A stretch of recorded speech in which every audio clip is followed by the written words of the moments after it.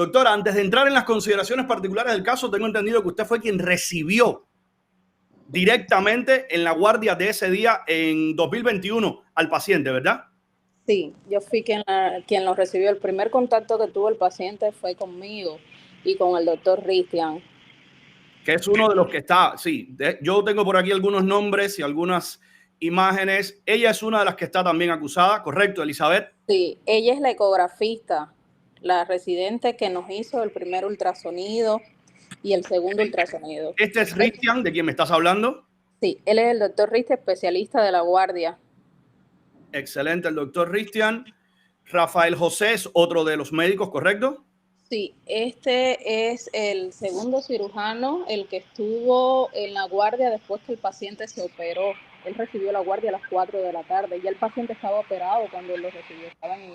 Porque estos son detalles importantes. Ojo, me gustaría que tanto Jesús como Lili, si quieren hacerle alguna pregunta también, ustedes, o sea, esto es una interacción. No se queden solamente callados esperando que yo les pregunte, porque de esto saben incomparable más ustedes que yo. Así que ustedes, cualquier cosa que quieran preguntarle a la doctora también, pueden hacerlo sin problema.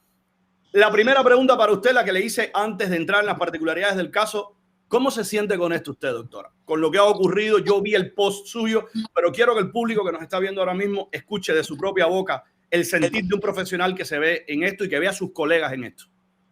Imagínese que este caso fue hace 2 años ya, que ya nosotros se nos impuso una sanción administrativa por esto, una sanción que fue sin discusión, sin nada, en un proceso totalmente amañado, donde ni siquiera se nos dio una explicación. Nos citaron a una reunión, nos dijeron a los 2 meses, vamos a hacerle un proceso de una sanción. A la 1 de la tarde estén todos en el salón pequeño de donde está en el Hospital Carlos Manuel de Céspedes, frente al salón de reuniones. Hay un salón pequeño y nos dijeron a la 1 nos vemos allí.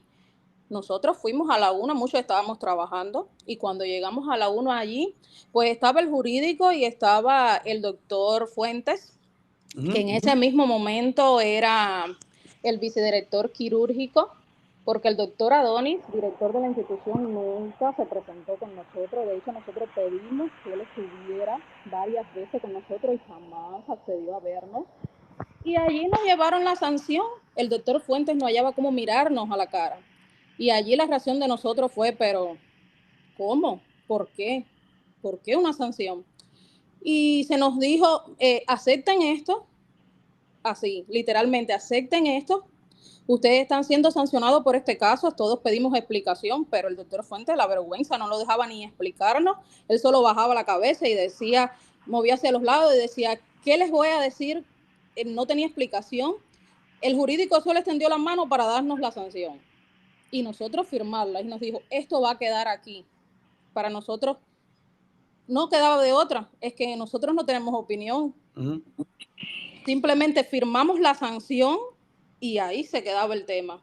Muchos, ya nosotros fuimos sancionados por esto, muchos nos separaron del hospital, el doctor Rafael y la doctora Joandra, el doctor Christian, todos cumplimos sanciones hasta de 6 meses separados del hospital sin tocar ningún paciente.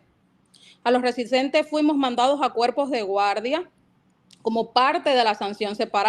Nos separaron a los 7 inmediatamente del servicio, un servicio que ya estaba colapsado, que no había médicos, que eso no es un secreto para nadie, no había cirujanos, y aún así nos separaron del servicio.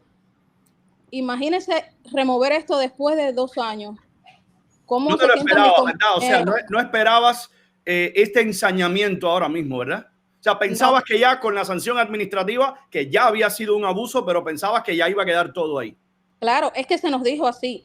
Ustedes acepten la sanción administrativa, esto sabemos que no hay más implicación, que ya están sancionados, que era algo que no nos merecíamos, pero como no tenemos cómo opinar, no podemos defendernos, nos quedamos callados, ok, aceptamos la sanción. Ya para nosotros esto era un capítulo totalmente cerrado. Esto conllevó a que el doctor Christian pidiera la baja de la institución, el doctor Rafael tampoco quería continuar en el servicio. De hecho, esto fue el detonante para que yo llegara aquí a los Estados Unidos. A partir de ese día que a nosotros nos sentaron como criminales, como parias de la sociedad, en un centro de detención que nosotros, los que somos de Bayamo, sabemos que es algo feo, se llama la tercera, que llevan allá los delincuentes cuando cometen delitos. Nos llevaron allí, nos hicieron declarar, a mí me hicieron esperar horas allí sentada afuera. También el doctor Henry, después de una posguardia, estuvimos allí cuando fuimos a declarar a todos, nos dejaron allí afuera. Yo me vi en aquella situación y dije, Dios mío, ¿qué es esto? Yo no soy una criminal. Y cuando llegué a mi casa lloré con mi mamá, porque llegamos devastados, y le dije a mi mamá, nunca trabajo. Pero hay un recuento espeluznante que usted hizo en una publicación donde habla de todo lo que no había. Estoy viendo aquí que no había bandeja de punción abdominal, no había sonda vesical, no había Levin. Yo quiero que usted le trate de traducir a la gente que nos está viendo ahora mismo. Número uno, a lo que se estaban enfrentando con este paciente, o sea, el cuadro que tenía ese paciente que había sufrido un accidente en una moto, que mintió, dijo que se había caído y había sido un impacto a más de 100 y tantos kilómetros por hora. La doctora Joandra me decía en un audio que en algún momento él dijo 100 y después dijo 160, porque al parecer estaba compitiendo en carreras ilegales y que por eso, de hecho, era que había mentido. Pero quiero que le expliques a las personas, doctora, lo que usted recibió, a lo que se estaban enfrentando tanto usted como sus colegas y todo lo que no tenían, porque voy a leer también en un momento el post que publicó el doctor Zamora, a quien yo no conozco personalmente, aunque su cara sí me suena, pero todos ustedes lo conocen, todos lo respetan. Hay un respeto, hay una reverencia tan grande por ese hombre que si él me está viendo, que sepa que debería sentirse muy orgulloso de su profesión y de su magisterio, porque los comentarios que he recibido de sus colegas son todos de mucha admiración. Y él también habla de esas carencias. Pero dígame, doctora, a lo que se enfrentaron ustedes y todo lo que no tenían. Este paciente es un paciente que cuando llega cualquier paciente se le dice lo que nosotros llamamos ABCD del trauma. Cualquier paciente que llega al hospital con un trauma, ya sea una caída de altura, un accidente automovilístico, cualquier cosa, se deben de disponer de una serie de cosas que no teníamos. ¿Por qué yo soy tan explícita en decir que no había? Porque nosotros, todos los médicos conocemos del ABCD, del practicar, de un trauma, del protocolo que se debe seguir. Y en nuestro servicio está puesto así bien claro sus directivas de las cosas, de las pautas que tenemos que seguir cuando llega un paciente en estas condiciones. Por eso es que yo paso a redactar exactamente ese documento junto con el doctor Christian, porque es que conocíamos de que teníamos que tener eso para poder proceder con el paciente. Por eso lo redactamos. Eso me tomó a mí alrededor de 20 minutos redactar el documento, que no había punción abdominal, bandeja de punción abdominal. Cuando el paciente llega, lo primero que se le debe hacer es una revisión completa y llamar a todas las especialidades que deben estar involucradas para hacer una revisión primaria de un paciente policontuso y ahí determinar si el paciente corre o no peligro para la vida, y de ahí se toma conducta. Quien rige esto es el cirujano. Por eso es que el doctor Christian, como jefe especialista de la guardia, está allí y hace la revisión junto conmigo. Y se hace toda la revisión y pasamos a redactar el documento porque sabíamos y conocíamos que esto es como la experiencia lo da. El doctor Christian me dijo, vamos a redactar este documento porque sabemos que no tenemos esto y sabemos que en un futuro era algo como que es que esto venía una cadena de cosas que vienen pasando, porque quiero decirle que esto no, llevábamos días sin sábana. Fíjate que las sábanas la iban a buscar a Holguín, la ropa de la lavandería, donde el salón estaba parado prácticamente 4 o 6 horas, donde todos los médicos estábamos adentro del salón esperando, donde no había salones para operar, porque imagínate que se utilizaban esas sábanas, las llevaban a lavar el Holguín y después que la traían. Llevábamos semanas sin instrumental quirúrgico, sin guantes. Los guantes que se están utilizando en el hospital en este momento son reciclados, o sea, son guantes de cualquier tipo, se reciclan, los llevas. A veces nosotros decíamos que esto era como terapia antiestrés. ¿Por qué? Porque nos teníamos que poner 3, 4 pares de guantes, los guantes estaban rotos y entonces era media hora poniéndote los guantes al principio de la cirugía. Nosotros decíamos, bueno, esto es una terapia como que antiestrés para que uno se relaje antes de empezar la cirugía. Y este paciente, como ya sabíamos lo que podía traer, que no teníamos nada, pasamos a redactar este documento con todo lo que nos faltaba.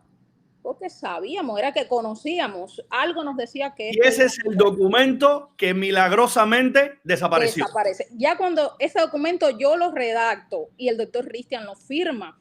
Primero nosotros, antes de redactar el documento, yo indico todos los análisis, se indica todo, el doctor Christian lo firma y no había camillero en el hospital. Cosa que escribiste que también era extremadamente común. Eso es común que no haya camillero en el hospital. Eso es yo creo que la población entera de Bayamo y todos los médicos de Carlos Manuel de Cienfuegos hemos pasado por eso. Allí no hay camillero, no hay nada. De hecho, ahí en ese momento solo estábamos la enfermera, el doctor Cristian y yo con el paciente, no había familiar, no había nadie. Cuando le hacemos toda la revisión primaria, le indicamos todos los análisis y los especialistas van a verlo y determinan que por parte de ellos no tienen nada y todo el mundo le indica los análisis y los mandamos a hacer. No había camillero, yo tuve que salir por toda la parte delante del hospital, buscar un camillero que no apareció hasta que no llegó el familiar. Cuando ya nosotros íbamos a llevarlo, ya se le habían hecho algunos análisis, se le indicó todo. Y cuando el familiar regresa con el paciente que no cooperaba para hacerse los exámenes, y muchos, por supuesto, no teníamos, cuando ellos regresan con la negativa de que no hay nada de lo que nosotros le indicamos, lo primero que nosotros le hacemos es explicarle al familiar lo que está sucediendo y todo lo que no teníamos. Y redactamos ese documento. De hecho, yo le tiré fotos al documento. Cuando el documento se pierde en la primera vista, cuando nos reúnen, que la reunión fue que hoy va a venir una comisión así, para que ustedes, esto fue a los 2 meses cuando nos reúnen, nos dice, va a venir una comisión para que ustedes hablen con ellos de la provincia, que son los 3 primeros doctores, que nada más tengo el nombre de 2. Y nos ponemos, le decimos, ok, muchos estábamos trabajando igual, como siempre. Fue una reunión muy informal. Nos dijeron, cada uno agarra una hoja de papel, siéntese y redacte lo que sucedió. Nosotros agarramos la hoja de papel, redactamos. De hecho, no estaban ni los 3 médicos. Cuando nosotros hicimos la redacción, estaba uno, había otro por afuera, así, una cosa muy informal. Por eso es que a nosotros esto nos deja en shock cuando nos dicen nos van a sancionar, porque nunca vimos nada, nunca tuvimos una advertencia, nunca. Fue totalmente un proceso que nosotros no lo vimos venir. Realmente nosotros no lo vimos venir y jamás nos imaginamos que esto iba a suceder. Jamás. En la práctica, muchos quieren saber por qué muere en la práctica. O sea, ¿por qué muere? Vamos a tratar de resumir. Si yo entiendo bien, el accidente inicial desató una cadena de problemas en su organismo, una cadena de afectaciones. El riñón, creo que también el páncreas se afectó después. Usted corríjame si estoy equivocado. Pero la razón de su muerte en ese proceso, ¿cuál fue? Concretamente, ¿por qué murió? El paciente muere desde el primer momento de que va a más de 160 kilómetros por hora. Eso no lo determinamos de nosotros, eso lo determinó un perito de la policía en sus conclusiones. Desde que él tiene ese accidente, él hace una pancreatitis traumática que es totalmente incompatible con la vida. A eso se le sumó la cadena de eventos del no hay que se está viviendo en nuestro país desde el principio, porque se pudo haber diagnosticado, se le pudo haber dado otra oportunidad, nos pudiera haber dado más cobertura a hacer algo, pero fue imposible. Aparte de que no dejamos de lado también que el paciente nunca cooperó, el paciente nunca quiso cooperar con nosotros. De hecho, así en la UCIE, después de operado, el paciente se retiró el Levin, que fue lo que causó la dilatación gástrica. O sea, no estamos hablando de un paciente normal al que ustedes atendieron y él estaba, digamos, receptivo a los procedimientos. No, estamos hablando de alguien contra... Ustedes tuvieron que batallar incluso contra él. Exactamente. Entonces, lo de nosotros es seguir hasta el último momento. Pero es como yo ponía en mi escrito, tú no puedes creer en Dios sin fe. Entonces, nosotros no podemos hacer medicina bajo esas condiciones. Es demasiado. Quiero decirte que lo que decía Alexander de la carta, nosotros como cirujanos ya lo habíamos hecho en el hospital días antes, quizás 2 meses antes. Nosotros habíamos tenido una reunión donde habíamos denunciado al jefe de servicio y al director del hospital lo que estaba pasando, que no teníamos insumos, que las operaciones se atrasaban, que no había de nada para operar, el tema de las suturas y todo. Y de hecho se hizo una carta también y la firmamos. Y después de eso vino una consecuencia de reuniones por las cuales, a raíz de esto, para un modo de presión, que teníamos que seguir en el hospital, que teníamos que hacer las cosas así, de esa manera. Incluso nos daban una cajita que contenía unas 20 suturas para la guardia entera. Ya esto venía arrastrándose. Por eso es la reacción de nosotros que decir, ¿cómo nos van a juzgar? Si ellos lo sabían, ya nosotros lo habíamos dicho a todo el mundo. Y aún así lo hicieron. Nosotros nunca nos esperamos esto, mis compañeros jamás nos esperamos esto y nunca esperamos que el sistema nos traicionara. Realmente lo que nosotros hicimos fue, nos traicionaron, nos decepcionaron. Nosotros quedamos devastados después de eso y yo, como puse en mi escrito, después de eso, nunca tocar un paciente va a ser igual para nadie, porque ya no tienes que cuidarte, ya no es simplemente lo que tú puedes hacer, ya tú no puedes dar tu 100%, porque si esa persona decide acusarte, si su familiar decide acusarte, entonces tienes que cuidarte también de eso. Después de eso ya no hay vuelta atrás. Y no nosotros, toda salud pública, todo el sistema de salud pública está mirando en lo que está pasando. Entonces, hoy somos nosotros, mañana puede ser cualquiera de los que está trabajando.